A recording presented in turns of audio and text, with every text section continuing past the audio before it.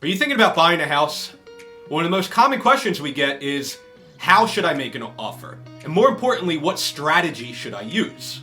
Now we have another video that we'll link below with all of the steps and things that you need to make an offer. I'm Adam D with the Local Connect and KW Realty, and in this video, we're gonna talk about the best strategy to use when presenting an offer. So when it comes time to put an offer together, one of the conversations you and your real estate agent should have, or we would certainly have, is what strategy do we want to use when making and presenting the offer?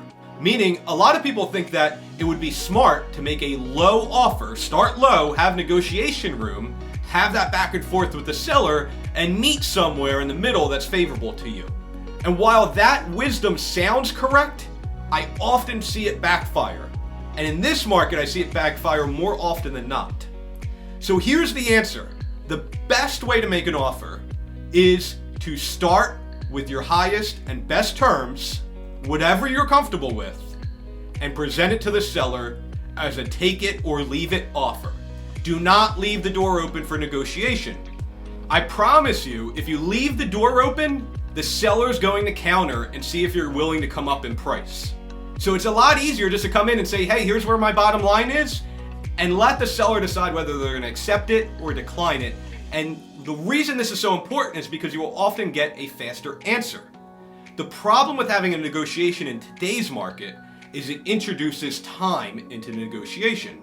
So when you make your offer and you're waiting for the seller to respond and counter, and will you come up and will they come down? Meanwhile, there's some other buyer interested that comes to look at the house.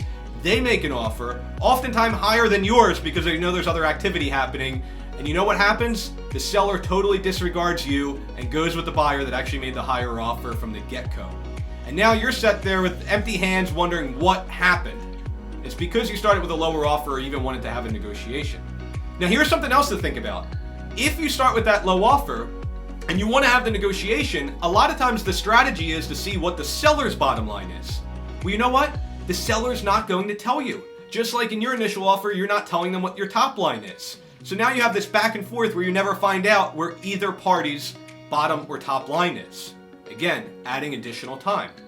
And the last concern that I will give you is when you're doing this, the seller often doesn't even know what their bottom line is. You may be their first offer. They may have an idea in their head of what they're willing to accept, but the reality is that until they see it on paper and they can really think about what this offer is going to be to them, get them on their next move or wherever they're going, what their net number or what they're walking away is, until they actually see that on paper, they actually don't know in many cases what their bottom line is.